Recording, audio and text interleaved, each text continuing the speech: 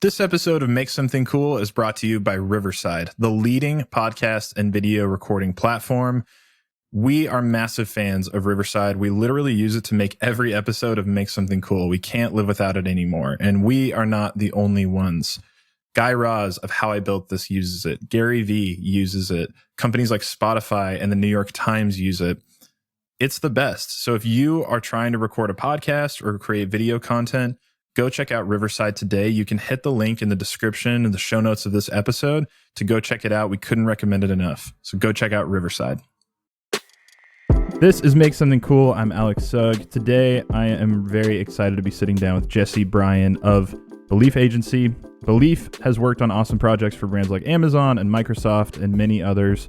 And I've been a huge fan of Belief for a long time. So Jesse, thank you so much for being on. Thank you for having me. So before we hit record, you were telling me a little bit. We were talking a little bit about our past circles and how we might have we have quick connections and friends and things like that.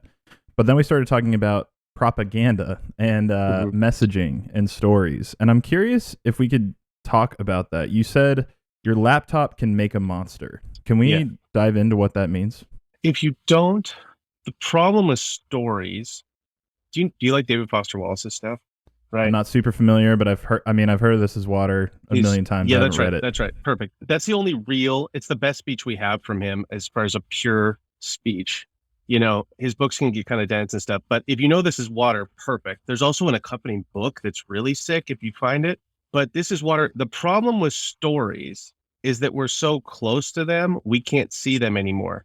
Like if I said, okay, look at your nose, Alex, you're going, oh yeah, I can see it. It's like, yeah, you could always see it. You're so close, you couldn't, close one eye, right?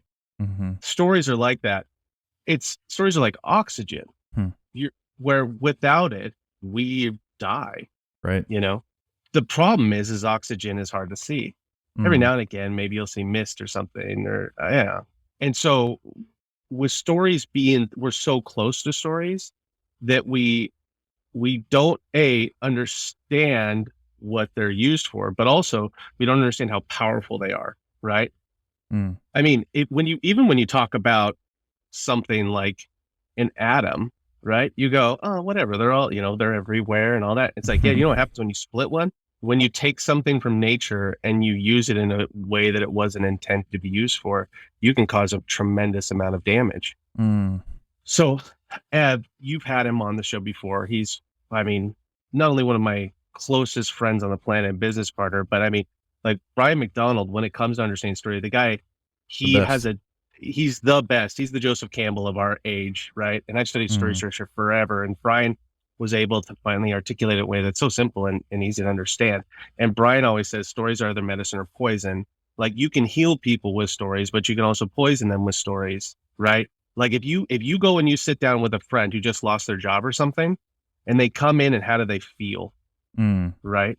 And then you sit down and you're like, I've been there. Oh man, I remember exactly what that felt. And you talk, and all of a sudden you can see they start smiling again. They start you're like, we're healing each other through story. You can also sit your child down and tell them how worthless they are and tell them that they'll never amount to anything. And you can poison them with stories, right? Human beings, the way that you program a person is through story. That's how we work. It's how our brains work, right? Right. And so you can program them for good or bad, right? We are a pile of stories, And when Brian talks about how stories, when you know why something exists, you know how to use them, right? Like I could use a chainsaw to open up a beer, but I'm going to make a mess because chainsaws weren't made to open up beers, right? Right.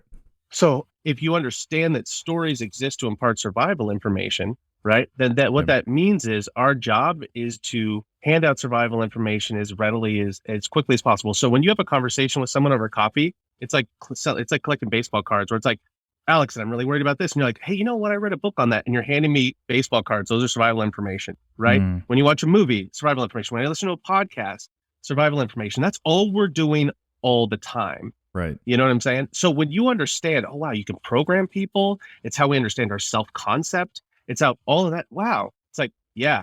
So if you understand the power of story, you can do tremendous things to help heal the world. Or you can do the opposite. there's a really good case study on this. You ever studied Edward Bernays' stuff? I saw that you like Ogilvy. I've never read Bernays, no, but I do like Ogilvy. Bernays, okay. So there's a guy named Edward Bernays, and Bernays is the closest to. There's a concept called clone character. Oh, right? yeah. We talked about that. Yeah. Okay, awesome.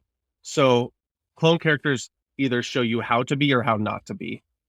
Right? So the first two, there's only ever one character in the story. So the first two pigs and three little pigs are there to show you what not to do. Don't build that sticks. Don't build what I hate, right? And then the third one is the actual character, and the other clones are there. So you can go, oh, I don't want to be like that. Right. When you're gossiping about somebody, it's a clone character. You ever hear what Susan was doing? It's clone character, right? And actually, gossip is just exists to enforce social norms. So when you hear gossip, just go, what is the social norm they're trying to explain, right? Right. But anyways, Edward Bernays, he, after World War I, he was traveling Europe, and he was pretty much doing what they called propaganda back in the day, which actually is a Catholic Church term. It goes way back to propagate, right? For like famous opera singers, who were like the biggest artists on the planet at the time.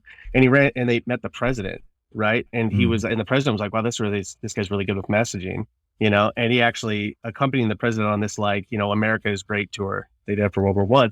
Right. And he was like, hey, I bet I can use this stuff I've been learning how to kind of hype up opera singers. I bet I could use it to sell shit. Yeah. So he came to New York, and he could no longer use the term propaganda anymore because it became a bad term. So he invented a new term for it. You know what he invented? Guess what he called it? Advertising? Public relations. Even worse. That's so good. So he invented public relations. Yeah, and he started the first public relations organization. I love that. And and the funny thing about Edward Bernays is he had an uncle that wasn't famous at the time, who was a really interesting guy, and his name was Freud. I shit you not. Wow. And he was reading his uncle's papers, and he was going, wait a second, there's a subconscious? Wow. Hold on a second. There's these drivers. And then he was having people come to him and saying things like, hey, Edward, we're missing half the market for selling cigarettes because women don't smoke cigarettes. And it was considered like not feminine, right? And he's like, can you get women to start smoking? And so he got money, and he hired an analyst, and the analyst said that cigarettes are just a phallic symbol, right? And if you can tie the idea of pretty much a cigarette is like having a penis, and it's a way to rebel against the patriarchy, right? Then you could psychologically create a trigger that makes people go, oh, I'll prove that I'm empowered, and I'll do that by smoking a cigarette. Right. So he hired all these debutantes and like famous women during a suffrage march. And at a certain point, he hired photographers to be set up, and they stopped at a certain point. They hiked up their skirt, and in their stockings, they had a pack of cigarettes, and they pulled out the cigarettes, and they all lit them up as a sign of defiance. And he got photos of it, and they called them torches of freedom. Wow. Right? This is also right after World War I. Yes. They called them torches of freedom, and they compared those women to Lady Liberty. This is all in New York, by the way, if you're in New York, right? And you created this comparison, and then what do you think happened? Right? People start smoking. Yeah, you were correct, sir. That's quite another one. I'll give you another one. It's like, Alex, if I said, what's the typical classic American breakfast? What would it be? First thing comes to mind. Eggs and bacon. Perfect. Do you know why? No. Because Edward Bernays decided it will be. Okay. So before that, we ate like oatmeal for breakfast and stuff. Because most people were laborers. You didn't want to eat a bunch of stuff and then go work I don't know if you work construction. I used to hang siding. It's like, you don't eat like a huge breakfast and go hang siding or pour concrete or something, right? And then this pork company came to him and was like, we got to sell more pork. And so he hired a bunch of doctors to say, hey, Alex, you know why you're sleeping? You're burning a ton of calories. Number one, burning a ton of calories while you're sleeping. So in the morning, if you really want to start the day right, you know what you need in your stomach to have the energy to tackle the day? You need eggs and bacon. Right. That's all bullshit, man. Yeah. He was the one that started hiring doctors, and you started getting terms like 4 out of 5 doctors, recommend. Right. Studies blah, blah, blah. say, quote unquote. That's right. Yeah. So Bernays wrote a book called Propaganda. He wrote another book. It's called Crystallizing Public Opinion or Crystallizing Public Consent. There's a really good documentary on him. The first thing he did officially was like get women to start smoking. The last thing he did was got Reagan elected. Wow. Yeah. That's a hell of a career. And so that's a hell of a career. And he's brilliant, but he used to talk about how people are cattle. I can turn them in any direction I want and stuff like that. Wow. But there's a documentary you can find. It's even on YouTube. I think BBC made it, called The Century of Self, where they break down Bernays' stuff. And Bernays, that book Propaganda, I think it also might have been Crystallizing Public Consent. He laid out like pretty much he was a pretty braggadocious person. And he laid out all of the tricks he'd been using to scale and sell shit at scale. It's also important to know that Bernays' grandfather was a rabbi in Austria. He's Jewish.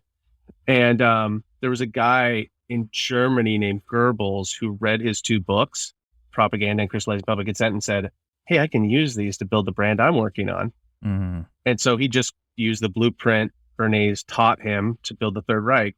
And when I say stories are either medicine or poison, every time you put communication into the world, imagine the stream that connects all the people around the planet. And if you put in something that's genuinely helpful, that's as close to true as you can tell, it's like putting fresh water in the stream. Right. If what you're putting out there, and my favorite definition of propaganda, at least the one that made the most sense to me, is I once heard this person say, propaganda is a message that benefits the speaker, but not the listener. Right? That's a great definition. Yeah. Right. So if you're doing that, it's like dumping poison into the bloodstream or the river that connects us all around the world. Right. And so once you understand that, you go, Alex, you know, that laptop could be an atom bomb, right? Right. You know, that microphone in front of you, right?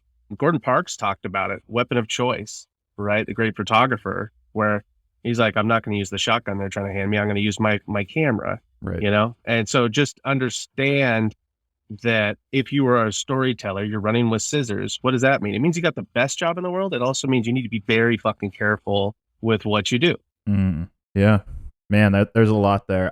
If you want to cut this out, we can, but you gave me permission before hitting record to, you have personal experience in building something like this. So maybe we don't have to spend a super long time on it, although I'm open to that. I find it very interesting, but you were an instrumental part of building Mars Hill Church. Correct. Yeah. Maybe you can walk me through that season of life and how you maybe use some of these. I don't even know if you use the tactics or anything specifically, but you've been a part of something very similar. Oh yeah. So, well, it's funny. Like, this is something I never used to talk about, but and then there was a podcast about it and things like that, and it became really clear. Like, you can't outrun your past, you know. And in fact, if I can figure out a way to package up everything I learned by building something really awful, hopefully people can, you know, become survival information. It becomes a clone character for somebody else who goes, you know what, this feels weird. I'm not going to fucking do it, you know? And so with Mars, when I started at Mars, there was a couple hundred people, and I'd just come from a gig at Red Bull. And when I was at Red Bull, there was a brief that came down from Apple. We were gathering videos for this new thing. They said they had this new device coming out where you can actually watch videos.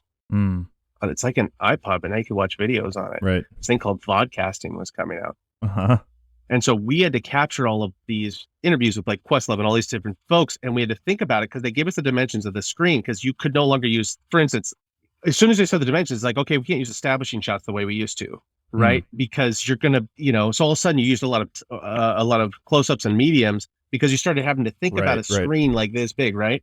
And so we were making this stuff, and it was just about to launch. And I told some friends I knew that went to Mars Hill.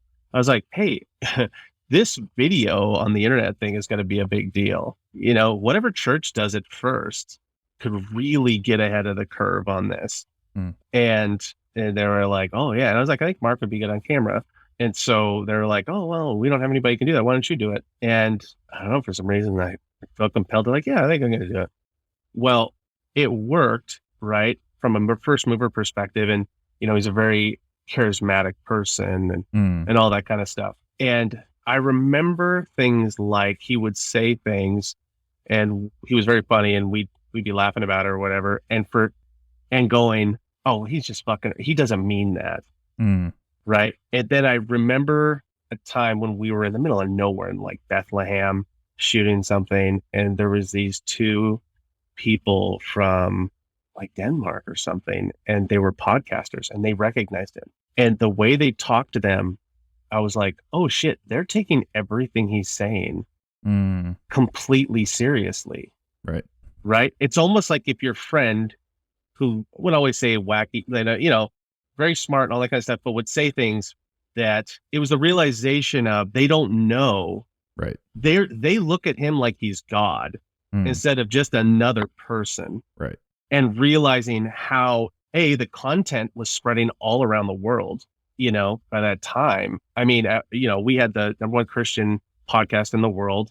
Resurgence was the Christian blog on the planet, right? We were moving at speed. We had a publishing company, a music label, like I said, just the media wing.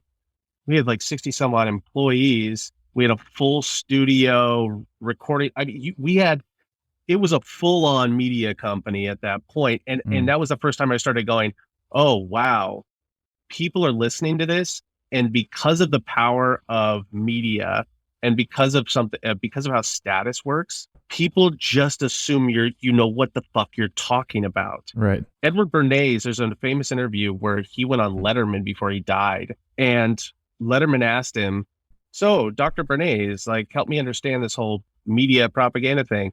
And he goes, well, the way it works is you assume I know what I'm talking about because you called me doctor. And everybody started laughing.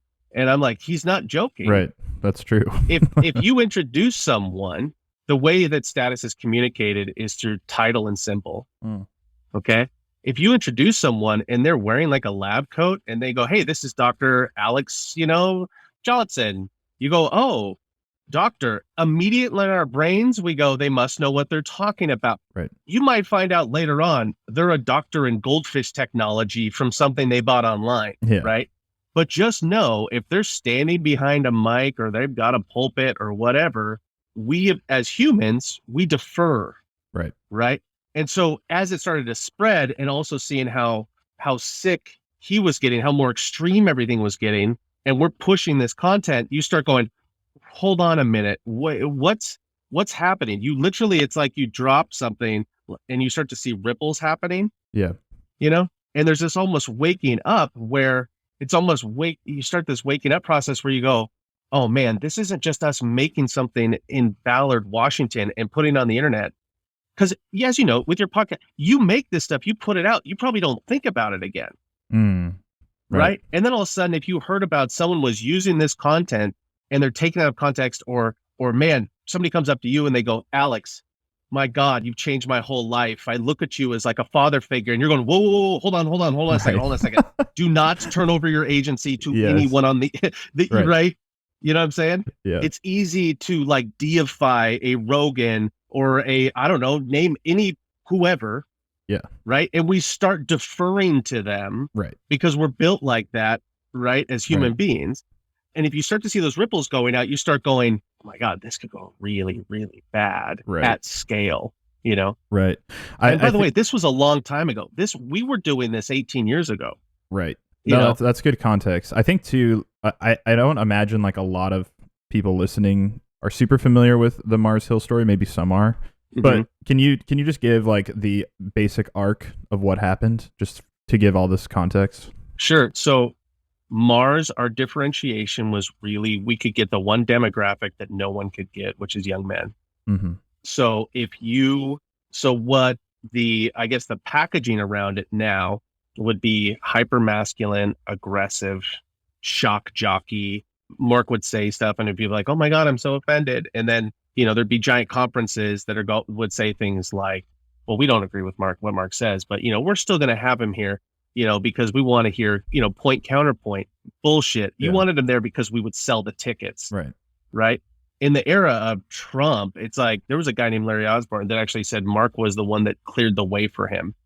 Right. As far as changing the Republican Party. In fact, when we went to Haiti, we were in Haiti 48 hours after the earthquake to shoot a bunch of videos, try to raise money.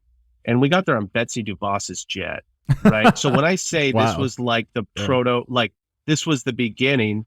And so Mark was the one that really started selling at scale in the evangelical world, hyper masculine, get your shit together, before you, make your bed, grow up, stop playing video games, stop masturbating, like all that like be a man stuff. Yeah. Mark was the one that really, he was the first internet age celebrity pastor. And then, eventually, I mean, right before this fall, I think we're in 5 states, 14 campuses. And then there was another, like, I don't know, 10,000 churches or something around the world that were also just taking our sermons and playing them for the congregation on Sunday. Just ripping, pulling down DVDs and burning them, because I mean, now it's crazy how much faster you could move on all this kind of propaganda stuff. And so we had a giant platform. At one point, it was the fastest growing evangelical movement on the planet. Right. And it was a non-denominational church from Seattle, which is also the least church city in America. So it was it was hyper masculine stuff that hadn't been brought to the market in that way before. It was post 9/11. So there was this huge Christians are soft. Right. Literally, there's a speech where Mark talks about it in essence, like, look at the Muslims, like the Muslims are aggressive. They're making moves like this. If Christians aren't just as radicalized as the radical Muslim side, from a church perspective, we're just going to get run over type of a thing. That's where you started getting a lot of that rhetoric, anti-Muslim hardcore rhetoric, was coming out of that time period. And so after 9/11, it all kind of led to this thing that became Mars Hill. And then, it all falls apart, like, all cults do at some point, better or worse. Yeah. So, yeah, I think, was it 2014, 2015 when it all... I was gone. I left before all that stuff happened. Yeah, I wanted to ask you about that. I think it was like that. I wanted to ask about the turning point for you, why you left. Did it just hit a point where you're like, this doesn't feel right anymore? It hit a point where I went... He had just sold out Royal Albert Hall, which is this really cool venue in London. Like the Beatles played and stuff, like, it's beautiful. And he got off stage and we got in a cab, and the jump seats in London where you're looking at each other. So I'm sitting here, he's sitting there, the driver's be over my shoulder. And it was Mark and another buddy of mine who kind of ran his like life side, assistant, like you'd write that side. And before we got in the cab, there was these 2 guys there, and they wanted a picture with him and to have an autograph, seeking people. And we got in the cab, and I was like, how crazy is that, people that like want your autograph? I mean, you're just a pastor. And he said, I don't know if you've noticed or not, but I'm kind of a big deal. And I thought he was quoting Anchorman. So I started laughing, because we were always fucking around. Like he's a really funny guy. And I look over at my friend, and my friend is like nodding his head, like he's not, like, don't laugh, he's not joking. And that night, my friend who was sitting next to me, I got together to have a drink, and we're like, it's fucking over. Yeah. And this is pre-celebrity. Now you have all the pastors and sneakers and all that kind of bullshit, super wealthy pastors. And they're like, these almost wellness coach, fucking Christian life bullshit, whatever. Snake water salesman, this is pre that stuff. So I guess now it's normal, but at the time it was like, okay. Right. And everything became about him and his kingdom. So what you'll start to notice, okay, there's only 2 ways to really kind of secure relationships, right? One of them, it's energy or force, right? And so where you see this is, okay, if you don't have money, you're maintaining relationships. You're like, oh, your car broke down, dude. Here, I'll show up. Energy. I'll put energy into that. It's like, yeah, here, you can crash at my house. I'll come over. It's like you're actively doing that. Later on, when you no longer need those people, or you have enough money or influence or power, right? Then you can use force. Where you're like, I'm not going over there. Right. I'm not picking up their phone call. Why? Because I don't have to. Because I don't need them to feel like they're a part of this, so that they'll show up and set up chairs for free. So I can just use force. Right. So I can just pay people, or I can just have you go away, and it doesn't really affect my lifestyle, And so the more and more he became literally one of the things that always happens is you start to isolate, and then the more they isolate, they surround themselves with, yes, ma'am. Because the best leaders I know are surrounded by people that disagree with them. Right. Yep. If you are surrounded by a bunch of people that all they do is blow smoke up your ass, it's just a matter of time before you're on the clock. It's over for you. Right. Right. And so he literally moved his office to like a special office that him and only 2 other people could go to up in North Seattle. And, moved to a house with a big gate around it that no one had the address for. Like you start to do this, like everybody's out to get me. I mean, also he's a narcissist. So it's a whole nother thing. If you're a narcissist, you really are the only person on the planet. Right. Right. And so as all that starts to happen, they start weaponizing their gifts against people too. So if let's say, Alex, you said something like, hey man, this is I don't think this series is a great idea or something. That Sunday there'd be a sermon called, like know your enemy. Sometimes you're surrounded by people. Yeah. And really they pretend like they're your friend, but all they do is tear down your ideas, about whatever. And everybody knows they're talking about you. Oh yeah. So another way for that is saying like public shaming, right? You start getting all those things are happening. The way women were treated was god awful, right? And, you get the love bombing shit if they need you. And, it's the super unhealthy reward systems. One of the way you get people addicted to anything is to have inconsistent reward systems. Wow. Right. I've So like the reason why slot machines are so addictive is because you don't know what's going to happen. The way that narcissists keep power over you is you're like, it feels so good when they love bomb you. And they're like, Alex, you're the best friend I've ever had. We love you so much. Oh my God, you're the best guy. And it's like, what is this bullshit? Right. What'd you get at the store? You always make stupid decisions. You're like, oh my God. But then because you don't know what you're going to get, it also becomes addictive where you're going, I wonder if I can get her to love me again. Right. Yep. Right. And so understand that that's the same reason slot machines work is also the same reason why people don't leave narcissists. Crazy. Yeah. And what I think is crazy about the story is not, I think probably immediately after, you can correct me if I'm wrong, but you started Belief, right? That was like immediately what you did. Mm-hmm. It wasn't out of, I never wanted to own an agency. I've never worked at an agency out. Yeah. I've been inside of one. A friend of mine who owns another one downtown. I went over to coffee one time and he had me over his agency. I'd never been inside of an agency. Yeah. Everything I know about, we have Fortune 5 brands we work with now and stuff. But the crazy thing is everything is just, I read a lot, right. And I first principles stuff, I know I read everything from Ogilvy. I hop in. Like if you get to know all that kind of stuff, it's like, okay, you can figure out anything. My problem was I knew I couldn't get a job. Right. Because I just worked for the Enron of churches. Right. Right. And I had, and my third child was 2 weeks old when I quit my job. Wow. So Mark and I had a fight and I quit my job and I had to go home and tell my wife. Yep. We had a 2-week-old at home. And I'll give you a story. Okay. That made that possible for me. One of my jobs when we used to do research is I would get to go hang out with these crazy smart. So at one point we had like the largest archive of biblical footage on the planet. Like we got to go everywhere and shoot, Ephesus and, Greece and Israel and we would go and we'd shoot all this stuff. And I was touring the Hagia Sophia with this guide, and the Hagia Sophia is just beautiful, man. It's just the most amazing place. And, in Istanbul. And I was saying, wow, I was talking to the historian. I said, wow, so this was one of the 7 wonders of the ancient world. And he said, no, this is one of the 7 wonders of the new world. He goes, that was the old Hagia Sophia. And I go, what was the old Hagia Sophia? And he goes, oh yeah, there was a church here before, and it was so magnificent that it was one of the 7 wonders. And then the emperors, at the time, his wife wanted to put up a statue of herself inside of the church. Yeah. And the bishop said, you're not going to put up a statue of yourself inside the church. And they excommunicated him to this island. I think he actually died on the island. And they said it was the next morning they were coming to put the statue in. And the congregation got together and they burned the church down along with half the city. Wow. And I remember hearing that story and going, that's how you do it. Right. See, the miscalculation was you thought we cared about the building. Right. Like if for the people that went to the church, they're like, we can do this without a building. But the one thing you're not going to do is put that fucking statue right of yourself in this building. Yeah. Right. Yeah.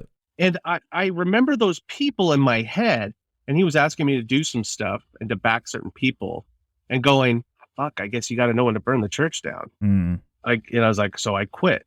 Yeah. And then after that, I was like, well, I have to make a living. Right. And I can't get a job. So we started an agency. And the crazy thing is that was 10 years ago. And the agency is, it's it's incredible what's happened. Yeah. And we have crazy clients and we get to do unbelievable work and, but it would all, but that was a result of understanding. The question I used to ask, it was all gut, was, do I think this will work? The question I ask now is this true?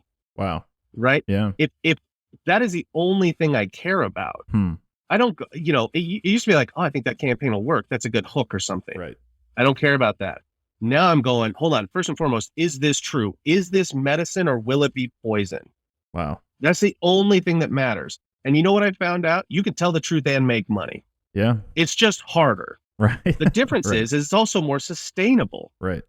If you build your world off of manipulation, right? What happens when you find out that they're manipulating you? Right. You run. When I talk to so many organizations, I love working with legacy brands, especially family-owned legacy brands, because they're going, it's my grandpa's name on the building. I'm not going to lie to my customers. And I'm like, right. We can do anything. Right. We will blow this brand up because they care about something more than a quick win. They care about long-term relationships and long-term prosperity of all their stakeholders, of their vendors, of their customers, of their team members. Those are the brands I want to put my time into and help them live for another 100 years. Right. Because that's how business just used to be. There was a period really in the 80s when we started getting enough data where we could actually weaponize data against people. Right. And then it started scaling like crazy once we got the internet and fun things like that. Right. Before that, you know how you used to collect data? It's like, okay, Alex, if you had a little grocery store in 1820 in a small town, somebody walks in, it's like, hey, Ted, it's good to see you. Hey, I ordered another copy of this book because I know your daughter's birthday is coming up. Right. And, I'm not saying you have to get it, but I was thinking about you guys and I ordered it just in case you were looking for a birthday present, just a recommendation. And he's like, wow, thank you for thinking me about it. Like, we used to use data as a way to get back to that counter where you actually knew the person in front of you and you were going, how do I create value for them? Right. Yeah. And then we hit a point where all of a sudden it's like, we can use data to force people through funnels and to manipulate them into doing things that aren't in their best interests. And I go, yeah, totally. And then eventually they're going to find out you're doing that. And then how do they feel about you? Totally. Or you can take the other side and go, how do I create, look at a guy like Godin. How do I create value before the sale? This is all my hope is to go back to old school business, which is, create value in relationships. Right. And all of that is predicated off of one thing, and that's the truth. Right. If you don't build your relationships or your business or your life around truth, it's going to fall apart. Right. Yeah. And so then it became the whole mission. Everything we do is like, we got to uncover what's true for this person. And then our job is just to, in essence, the core belief behind what we do is the truth is enough. And what I mean by that is that you are.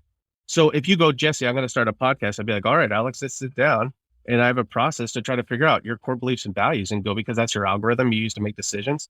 Because beliefs, values, action, that's your algorithm. Right.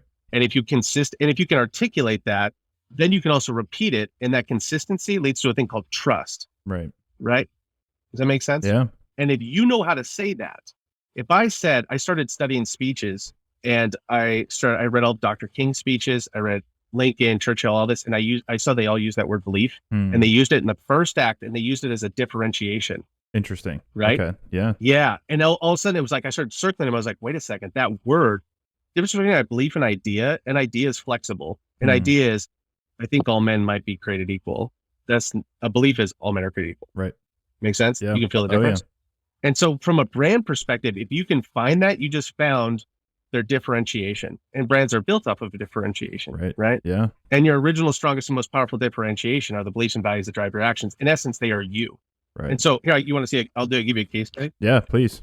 Okay. All right. So funny thing is I've done this for everybody from like football teams to giant healthcare companies to everybody in between to individuals. But when I grew up on an army base, so this is one of my favorite examples, right? So it's like, okay, let's take an established brand, right? Okay. I'm going to do a little crown here, like a Basquiat style crown. And it's like, this is the UK, right? Okay. Well, what do they believe?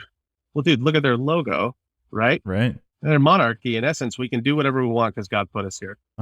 Right. Right? Yes. And then you have a startup and you go like, okay, well, people see through contrast.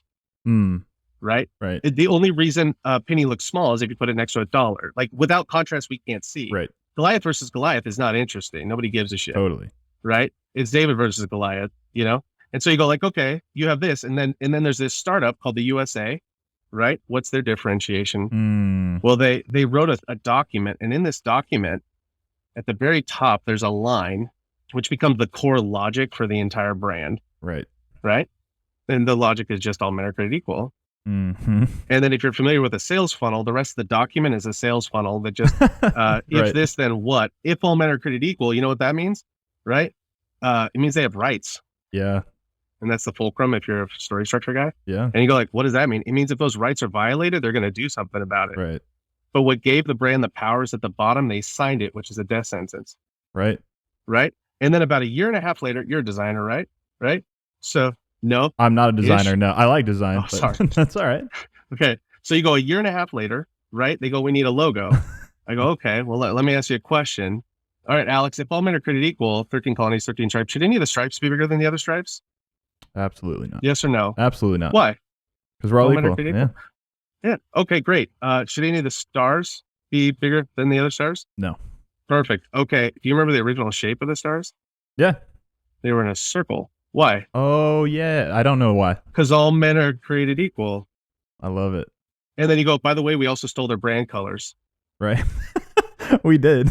I So, didn't think of that. so when you look at that, you go, now here's the thing. Now I'm a consumer. I get to choose Coke or Pepsi. Right. Yep. Does you know what I'm saying? You're either remember, you're always either selling the future or the past. Wow. UK was selling the past, US was selling the future. Yeah. Literally, it's Coke and Pepsi. Wow. Right. And so all of a sudden you go, okay, this thing of that they were willing to sacrifice for, that they actually believed in, right? Yeah. That's how you build a fucking brand. Yeah. You know what I'm Right. saying? Yeah. And then everything you do, every decision you do has to be about proving that. And by the way you become an inauthentic brand is to say stuff like that and not do it. Right. You are correct, sir. And that is why people don't trust our brand. Does that make sense? Yeah. Once you see that logic. So for me, I go, okay, Alex, who are you? What do you genuinely, I know you want to do a podcast. Let's not even talk about that. Who gives a shit? Who are you? What do you care about? What are you willing to sacrifice for? Why does this matter? Why are you the only person that can do this podcast? And you say, you know what? Because I believe this about creativity or whatever. Yeah. You know, I mean, you had Andy on here, Creative Pep Talk, right? Oh, yeah. Ask Andy. We talk about this shit all the time. Mm-hmm. You know what I mean? It's like when you find that, you know what Brian McDonald calls that? He calls that an armature. Yep. We talked at length. Right? We talked at length about the armature, which is there you go. Your belief, who you are, is the armature, and your job is to prove that every day, every decision, every episode. Alex, if you do that, you know what Daniel Pink would call that? He would call that brand symphony. Or when I think about your podcast, every fucking episode is doing that thing in a unique and interesting way. It's multi-perspectival. Every episode is just showing me a different facet of the diamond. It's like MASH. There's an arc to the show, and every episode is a different way of looking at that same thing. right. Does that make sense? Oh, yeah. And that consistency over time is what makes you dangerous. And by being that focus, in essence, know who you are, know what to do. When you know who you are, you find your differentiation. It forces focus. Right. And people that have focus, right, they outfocus the competition by doing one thing better than everyone else. And it's the only thing they're really good at, which is by being themselves, by being the best version of themselves. Right. Right. Yeah. So I've done this hundreds of times with all these different organizations and individuals. And I've never had the same answers. Yeah. Which is beautiful. I was just on a call with a friend of mine who's directing a movie for Pixar, and he's writing his new movie. And we did this, and we found that line for him. And he knows Bryan stuff too. And he goes, dude, that's my armature. I know exactly how to write that movie. And he went, and that was on. Yeah. Right. And so all of a sudden you end up going like, the whole goal is just to help surface our buddy Levi. I talked to Levi about this. Yeah. He's doing an album. I'm like, find the armature, man. Right. You know, like find that. And all of a sudden you'll write your album in half the time, and it'll be an album that only Levi could write, or only it's a podcast that only Alex could do. And that is magic.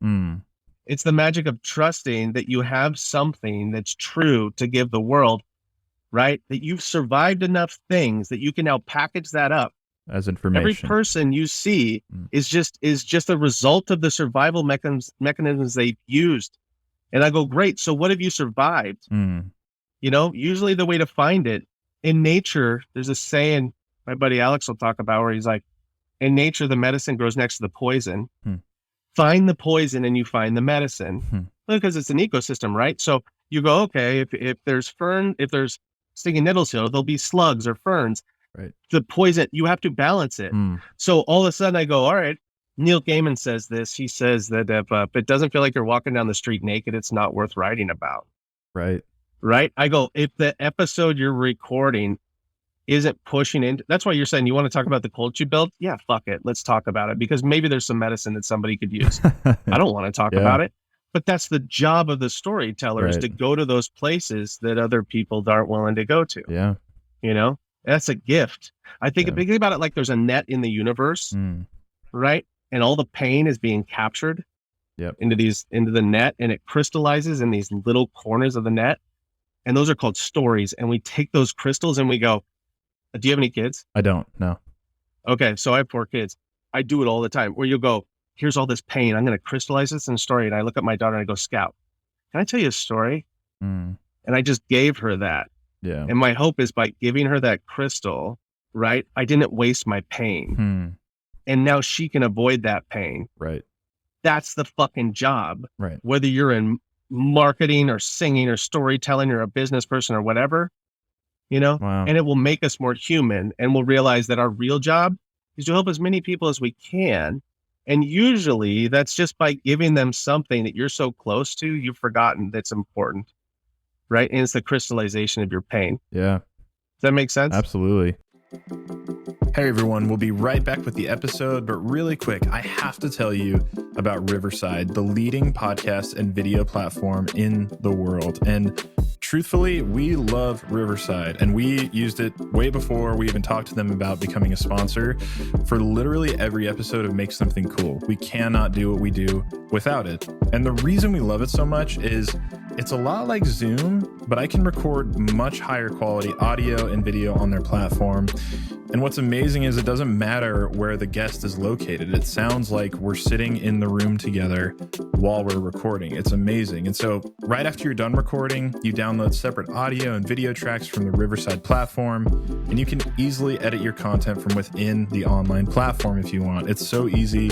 It's seamless. We use it all the time. Josh, my producer, he's in Riverside editing, gathering files, and it makes all of our process so seamless and easy every single week. And we're not the only ones who love Riverside. There are over 70,000 people, ranging from individual creators to the big podcasts like Guy Raz, Gary Vee, Spotify, the New York Times. And the reason why so many people are switching to Riverside is because it's really, really good and easy and simple to use. So please go check them out today. You can hit the link in the description of the show notes, or you can just head over to riverside.fm, create an account, and get started today. Okay, back to the episode. It's a very, and I think it makes sense because I think what drives us to, start businesses, run companies, to do things that to answer your earlier question, like, I think it's kind of coming full circle for me. Something I feel very passionate about is insecurity in other people and myself. I'm an insecure person, or I have been throughout my life. And I think a lot of creators, most creators, all creators are insecure for one reason or another. And I feel like so much of our creation can come either from that insecurity, or it can be stopped by insecurity.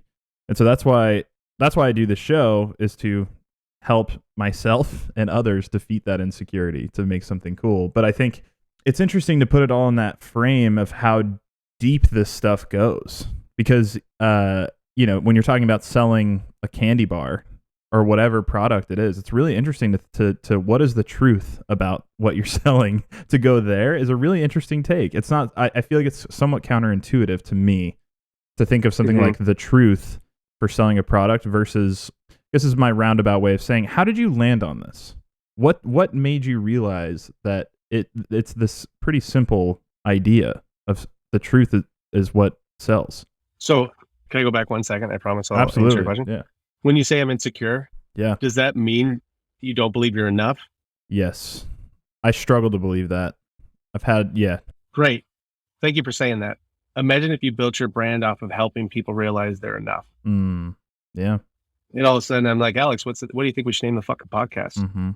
Now I'm a big believer in clarity over creativity. Mm-hmm. I mean, it's called the You Are Enough, and it's a podcast that helps artists see that, right? And all of a sudden now it's like, cool, what should our shirts say that we sell? Mm-hmm. Black shirts, white text that said what? You are enough. That's right. What? Do you know why? Because Alex is the only guy that can tell that story because he actually believes it. And the reason why he's doing these episodes is because he knows that there's a lot of other people out there that also have that same thing going on. And it's bullshit because every person that's listening to this has value, dignity, and worth, and they are enough. And so in order to remind myself, I'm going to try to remind you, right? Yeah. And what just happened is the universe just broke open because you were willing to do the thing nobody else was willing to do, which is say what you're scared of. And then to turn that into something that genuinely helps somebody, I would call that medicine. Right. Right. With all the bluster and bullshit, like, so much of what you see in general doesn't require any vulnerability. It's just children, right? Right. It's just people talking about how fucking great they are. And the whole time they're doing that, you're going, I know you're scared. Yeah. And I know, in fact, you look like a fool because all you ever do is talk about how great you are and all your accomplishments or whatever. You haven't done anything that cost you something. Right. What are you scared of? Right. But man, when people lead like that, next time you give a speech, Alex, you don't get up and go, hi, my name's Alex. Thank you for having me, blah, blah.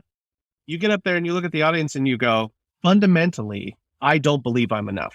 And every day I'm trying to convince myself and others that I am and you are. Do you think if you started a speech like that, would you get the room? Yes or no? Of course. Right? Oh, yeah. And so the funny thing is, that's why I start there. I start there because now I go, cool. In the old days, I would have said, Alex, I think I got a hook for your podcast. Yeah. I did some research and I'm looking at Google Trends. And I think if you tell people that they're enough, I think we could leverage that into a virtue-based virtues. So every brand is built off of status, right? Yeah. So what if we built a brand off of the virtue of you are enough? And we made this merch, and then our whole thing is we could have like a fucking song at the beginning about how you're enough, right? And you're going, okay, I think I could see this. I can see this coming together. It's like, then you write a book. It's called You Are Enough, and it's a daily journal for creatives. And then what we could do, see all that fucking bullshit I just made up that doesn't mean anything? Because all of a sudden Alex goes, all right, I'll buy that package. And I go, but I got 3 more. Let me show you the other ones. This one is not a virtue-based one. This is a success-based one. And this is all about how you can be successful if you work hard. Here's another one. Here's a dominance-based one. This one's built off of like, beat your enemies at a creative level by my 5 fucking tips or whatever. That's how most people do stuff. For me, the real power is going, I sit down with you and you go, all right, Jesse, let's talk about marketing. And I was like, oh, okay. I'm actually more curious in you for a second. Can I ask you some questions? Yeah. Hell yeah. And all of a sudden you say that, and then you do and then you say, I'm this. And it's like, does that really just mean this? So, okay, you're talking about the negative side. How do we turn that into a positive? Don't define yourself by what you're against. Define yourself by what you're for. And you go, so I guess by the for part would be that you're enough, right? Yeah. It's like, okay, how do you feel when you talk about that? I feel a little anxious because it makes me feel like now I have to explain why I feel like that. And I have to explain how that's impacted my work. And I go, cool. What if that's just our first episode? And then what if when you talk to these artists, these very accomplished people, because you have really great people on your show, you go, can I talk about the thing you're most insecure about? Yeah.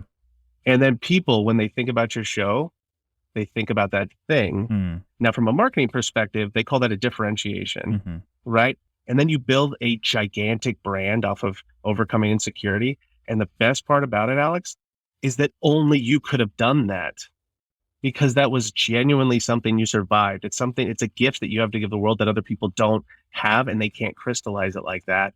And then all of a sudden it's like, how'd you spend your life? You're like, yeah, I was successful financially. I was successful in all these things. But what I'm most happy about is I think I helped hundreds of thousands of people realize they were enough. And I go, that sounds like a pretty good life, man. Definitely. And so if you don't come at it from that way, how do you do it? Yeah. Like if I go and talk to a client and they're like, I don't know, Jesse, I need ideas. It's like, I don't know how to do that. I can't work without an armature. Yeah. No, totally. Right. Yeah. I can't work without knowing who you are. Right.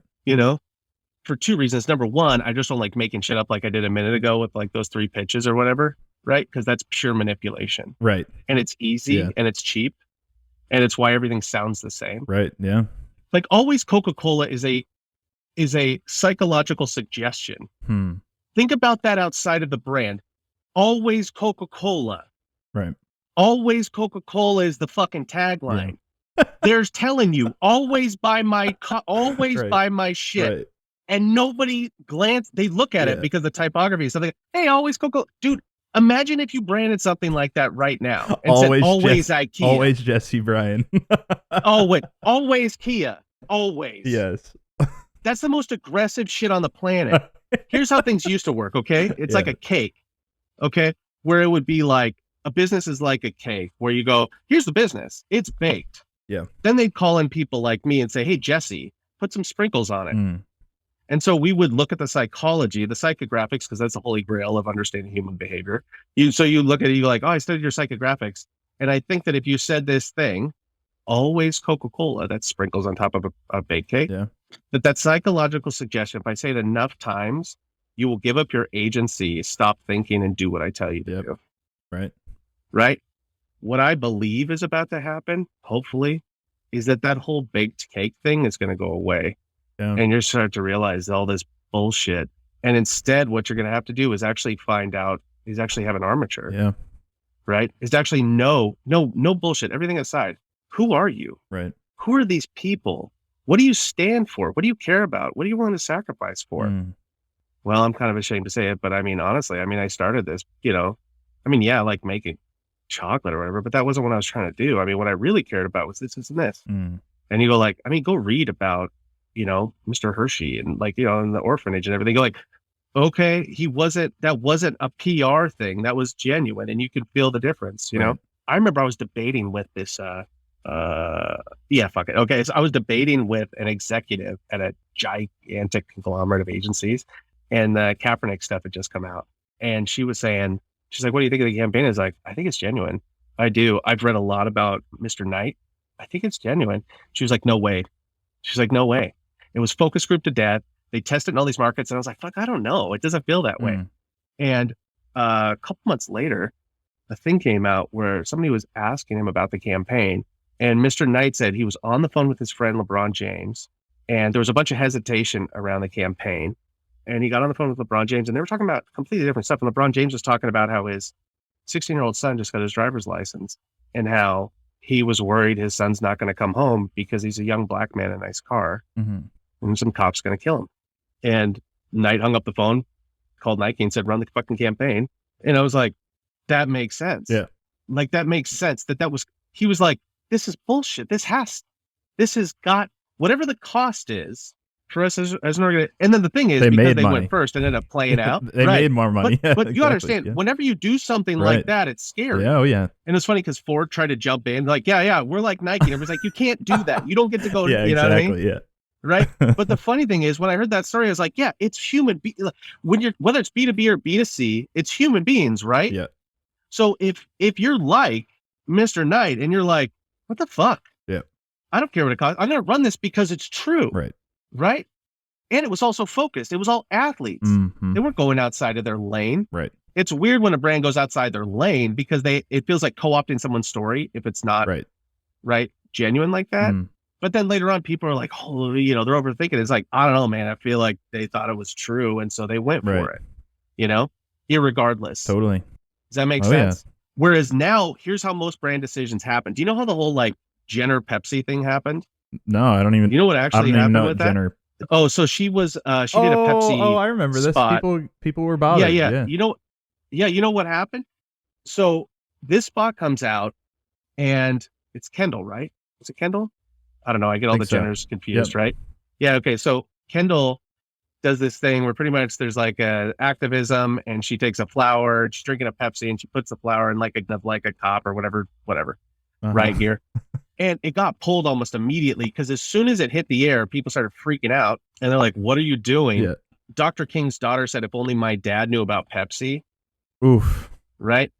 And now here's the thing: if you watched it and you go, "There's no way," were there no thinking people in the room? Yeah. that said, we don't get to co-opt the civil rights movement to sell sugar water. The truth was there was no thinking people in the room. You know what was in the room? Data. Right?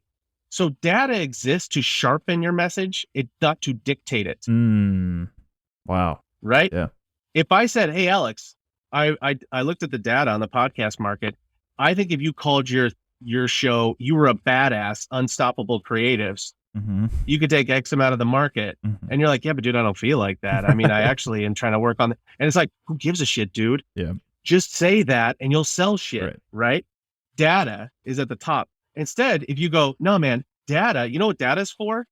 We put out our podcast and then we tested it. And we found out that if we put out the podcast between 8:15 and 8:30, we have a higher conversion. More people listen. It's like, cool. You know what you just figured out? Oh, that's when people are commuting, which means that's how you can be more helpful for them to be able to consume. So data is helping you learn shit like that. Oh, we put out an ad and it's all text-based versus a photo. Fantastic. Who gives a shit? Go with the photo. That means you're communicating more clearly to the audience. You're helping them solve problems. Okay. What they did with the Jenner campaign is they looked at it. Number one, everybody thinks millennials are stupid. And then they looked at the data and they said, oh, people like Kendall Jenner, so get her. Then they looked at the data and the data said, oh, they're into activism. So what if there's an activism thing? Then they looked at the data and said, also, this demographic specifically likes Bob Marley. So you know who did the fucking soundtrack? Ziggy Marley. And you go, that's how that commercial happened? Yeah. By the way, that's how almost everything fucking happens. It's all bullshit. And the reason it drives you crazy and you feel like it's all bullshit is because it is. And when it feels like bullshit, it's because it is fucking bullshit. Whereas that thing we were just talking about that you just said about insecurity, that doesn't feel like fucking bullshit to me. That feels like something important. And it feels like something that you would have said whether you got paid or not. And it actually matters.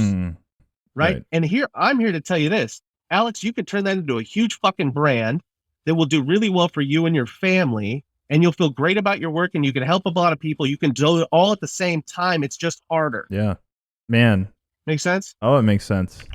You putting all those pieces, those four pieces together, made me laugh hysterically. The Ziggy Marley, Kendall Jenner, all those. Isn't it funny? All those data points are so cringy. Yeah. When put together. So, I mean, now you're inspiring me. Based on what we just talked about, what are you most insecure about as someone who runs Belief Agency, and what's my education? Yeah. So I'm dyslexic. Okay. I was an awful student. That's so crazy because Bryan said the same thing. You are correct, sir. Yeah. That's why everything Bryan says makes sense to me. Okay. The dyslexic brains, when something's confusing, literally what's happening in your brain, it's vertigo. So the reason why dyslexics have a problem with a P and a lowercase b is they're the same. Yeah. Gotcha. And so people are like, that's a P and that's a Q, or that's a P, that's a Q, or that's a lowercase b. Dyslexic go, no, it's not. It's the same. It's the same shape. Wow. Yeah. And they go, stop it. Right. You don't understand. What are you, stupid? Right. And you go, no, it's the same. When I was little, I was in literally I do a special ed classes and all that because I was still dyslexic. Like reading and all that kind of stuff was very difficult for me. I didn't know that Edison and Jobs and Spielberg and Hitchcock and all these people were fucking dyslexic. The dyslexic brain doesn't have walls between it. So all of a sudden, when Jobs would say things like Steve Jobs made complete sense to me. Like when he was like, well, it's kind of like this, and this. And then I was like, yeah, it's the same thing. Right. Where other people be like, no, that's not an electronic concept. You're borrowing stuff from you did white headphones because of the rosary. You saw how people used a rosary to show what team they were on. And you said, I'm going to turn my headphones into a rosary that you wear around your neck so you can tell you're on Team Apple. And they're going, but that's religion. And it was all the same. Wow. So for me, when I hear stuff like story structure and belief and business, I go, it's all the same, right? The problem is if you go, Jesse, let's talk about your resume. The funny thing is this. I mean, the trick to life is this, Alex. Once you're in the door, no one asks for your ticket, right? But up into that point, you're kind of fucked because of the magic pin. Life is a pin trick. Okay. So here's the pin trick. Who's your favorite writer? You have one like, I don't know, Hemingway or something like that. Let's go with a recent writer let's go with J.K. Rowling. I'm a huge Harry Potter fan. J.K. Rowling. Great. Okay. Before we talk about J.K. Rowling, this is just how much would you pay for a normal pen? I would spend 50 cents. 50 cents. Great. If I said this is J.K. Rowling's pen and she used it to write Harry Potter, would you spend any more? Definitely. How much? Depends on how much I have, but I mean, I'd probably go up to $100. Great. So I just moved something from 50 cents to $100. It's still the same pen. Right. You know what that's how life works. Right. Yes. So all of a sudden I go, Alex, why are you so intimidated by that guy? And you go, he went to Harvard. Right. Gives a fuck. Yeah. Gives a fuck. Everything is pretend. It's all just a story, Yeah. man. You know, it's commodity plus story equals product, Yep. right? And so if you attach yourself, it's selling by association. You know what I'm saying? It's like, oh, I saw Alex on your podcast. You were talking to President Obama. And you're like, yeah. And guess what? My ratings are like selling by association. Okay. So once you understand that, the problem is when I was little, I didn't understand that. And so, you know, when you get associated, not with J.K. Rowling's or the president, you get associated with being stupid. Right. The pin goes from 50 cents to 25 cents. You know what I'm saying? Mm. Now I'm a successful agency owner that's worked on all this shit and all these things. Before I had those stories, I was just another stupid dyslexic kid. Mm. You know what I Yeah. mean? And so the problem was I'm not educated in the way that I know. Here's the funny thing is I know the history of advertising now. And I know that all of the greats never went to school for Exactly. it. Here's how crazy this industry is. And by the way, whatever industry you're in, you should look up definitions. I talked to somebody who got their master's from the UW here in Seattle in marketing. I was like, dude, lay it on me. So teach me. So what was the They thing don't know explained anything. to you? Fucking crazy. I go, what's the definition of marketing? Yeah. I've never been able to find a good definition. And they're like, well, I don't know. It kind of depends. And I go, yeah, but what did they say? This is the definition. So you had a core logic to work from. And they're like, they didn't. I go, okay. And then I talked to my other friend because I could never go to film school. I always wanted to go to film school. And they're like, your grades aren't good enough. I was like, my grades are bad because all I want to do is study film. And they're like, sorry. Talked to my friend. She was in the film department at the UW. And she's a cinematographer and director here now. And I was like, here, show me what you've learned with cameras. And she's like, oh, I never got to hold a camera. I go, you what? You went to film school and you never got to shoot? Yeah. But it doesn't matter. She will get jobs because she has a piece of paper that says she went to the University of Washington. Do you know why? Because the way human beings is the pin trick. Right. It's all bullshit. Right. It's why if I go, hey, how much would you pay for that pinball machine? And you go, I don't know, $100. And I said, I don't know. All I got to do is find your trigger. You're a huge Johnny Cash fan. Turns out that's Johnny Cash's. And he was playing that pinball machine when he came up with, this famous song. And you go, oh my God, now it's $1 million pinball machine. I go, yeah, everything is a story. Most important thing is the story is true. But once you understand that, then you start to go, oh, okay, we're all just people. Right. Everybody's just trying to figure shit out, you know? So what am I insecure about? That's what I'm insecure about is the fact that I go, what do I not understand? What am I missing? Because my brain works in a weird way or whatever. Yeah. I'm waiting. People use big terms. I don't know what they mean. Right. Even now, people will say words and I'm like, I don't know. I don't even it's a whatever, some sort of big word. And I'll be like, I don't know what that, I'm always like, I don't know what that word means. Can you explain what that means? And then they'll say it. And they'll be like, it just means kind of like that was expensive. And I'm like, why don't you just say that was expensive? Right. Exactly. Yeah. Yeah. And it's like, oh, you did that because you want to sound important because we're all so insecure. You're using big words so that hopefully people will think you're smart. That's how small you feel. Right. Now, if you're really good at what you do, you can explain it in a way that a kindergartner can understand it. And you never use words that make people feel dumb. The Feynman. And if you work technique. for somebody, that's right. If you work for somebody that uses big words to make you feel small, it's because of how small they feel, and you should run. Right. So I guess that's what I feel insecure about. Is I don't know. Is like, do I know what I'm talking about? Yeah, I hear that. I resonate too. I didn't go to college. I never had like a real formal education. And now, we find our, my wife, I talked about this on my last episode where it's just me, but my wife has 2 degrees. So she's like got her master's and she's awesome at school. And I just was never good at it and never cared to be good at it. I just always knew my path was going to be different. But it's so weird because I find myself in these situations now where if I'm at a party or if I'm, at a bar with friends or whatever, the first question in a lot of these circles is, where'd you go to college? And I'm the one guy basically in every room I'm in all the time that's like, I actually didn't go. And it's definitely an insecurity of mine too. But again, weirdly enough, like I've been encouraged when you talk about like jobs and those guys all having dyslexia. I've been encouraged my whole life by like my hero growing up was Kobe Bryant. He was one of the first guys to go straight to the league. He skipped college. And so like I've always like been like Man, I'm just going straight to the league. I'm just skipping college. There you go. That's like my encouraging story to myself, but it's definitely an insecurity of mine as well. But before we can end on this too, but I'm curious, before we hit record, you talked about being an Enneagram 5. And I think that that's interesting, coinciding with that insecurity, because I've never really talked about the Enneagram on this show before, but it's like a personality like typology. To basically, there are 9 types that you can be and all this stuff, similar to like a Myers-Briggs or something like that. But the 5 tends to be a learning machine, and like information, you want to hoard information and learn as much as possible. So I find it interesting that same maybe strength is also an insecurity all at once, of maybe like there's not enough information, or you don't have enough information, or you don't. Would you say that those two things are connected at all? Oh, that's a great question. I have a really good counselor who talks about the Enneagram a lot, and she helped me understand a lot of the ups and downs on the 5 side, right? Because originally when I would test for it, I'd be like, I can't be a 5 because I'm such a poor student.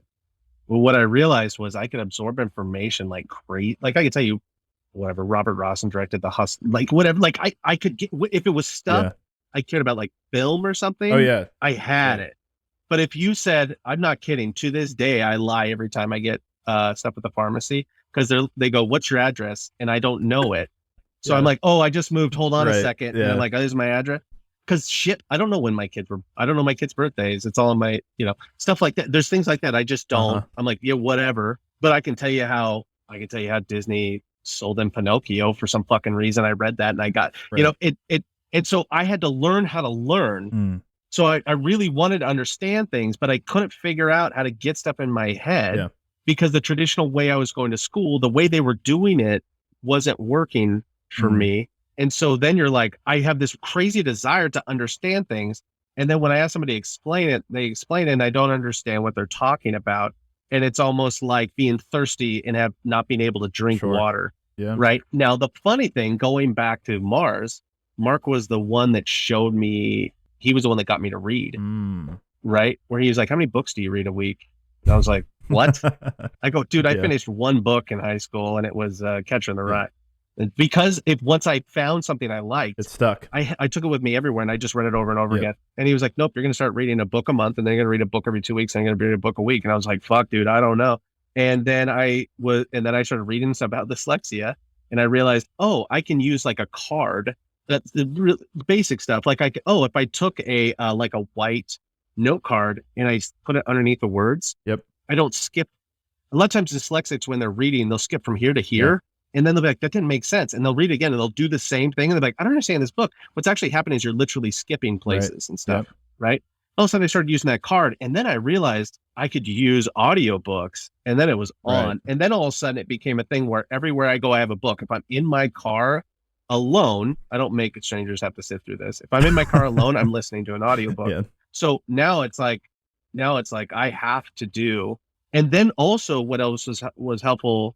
So I consumed a ton of stuff on creativity and all that kind of stuff. And then when I started the agency, it was like, okay, it's survival. I need to learn everything. So all of a sudden I'm reading Drucker and I'm reading, so all of a sudden it's like, I had to consume everything I could on how business works and how marketing and the history and context, all that kind of stuff. So it was survival, and then so once I could get past that, so it's kind of hard. There's so many resources also now for dyslexics that there weren't when I was a kid. You were just considered like kind of busted. Gotcha. You're like, oh, whatever, you'll be a ditch digger or whatever. Now there's all these really great classes and even a font. You can even install a font now on your computer that makes it easier to read if you're dyslexic. Cool. So they're figuring all that stuff out. And there's a whole foundation that Richard Branson is a huge part of and has put money into to help dyslexics around the world, because dyslexic, it's literally a different kind of brain, And so anyways, once I could figure out how to use this and to get stuff in here, then I could finally I could finally be able to drink clean water. But up until that point, it's so frustrating. It's like loving, I don't know, baseball, and you're always stuck in the dugout and you never get to play. And then all of a sudden you figure out one day, oh, that's how you swing a bat. So usually for dyslexics, it takes them longer to understand things, but once they get it, they get it. That's why even when I met Bryan, I took his class 6 times in a row. I just kept going. And Brian's like, hey man, I was like, hey, I'm not leaving until Yeah, I understand I this. love that. And then he was even like, dude, I'm going to Italy to teach a class on this thing I never talked about here called Land of the Dead, which is a talk he gave at Pixar that led to the movie Coco. And I was like, okay, I'll see you in London or no, Rome. So I went to Rome to hear one, like, that's how I get when I'm trying to understand something. And then eventually I was like, Brian, will you just work here and just so we can talk about stuff all the time? And then that was years and years. And so now we do this all the time. Yeah. But also another trick for dyslexics is they learn more from mentors. So what you'll find is a lot of times if someone's dyslexic, they're surrounded by incredible, like I have incredible mentors all around me. And so you talk to them and be like, hey, how do you think about this? How do you do that? And they just tell you. And then all of a sudden you can ingest that way. So that's another trick that if you're dyslexic, it's like surround yourself with really good mentors that care enough about you to explain things in a simple way and know that once you get it, you're going to have it at a deeper level than ever. Most people are bullshitting you. Right. They're just rehearsed. They're telling you something they've heard a million times. And you know that because all you have to do is throw them off their game and they fall apart. Talking about Kobe, that's what you're seeing is fundamentals, right? He didn't have one shot. He could, you're good if you can pivot in any direction. You know what I'm saying? And the only way to get that good is to dribble every day. There's nothing. That's why even when Bryan teaches, he says, there is nothing more than 101. Everything above 101 is just a more complicated simulation of a 101 concept. So most people go, yeah, I got 101. Let's get on to the hard stuff. And you go, stop it. So now all of a sudden it's like, dude, I have marketing for dummies. I have SEO for dummies. I have dummies books are the shit. Because most people, their ego is bigger than their need, want, or desire to actually learn shit.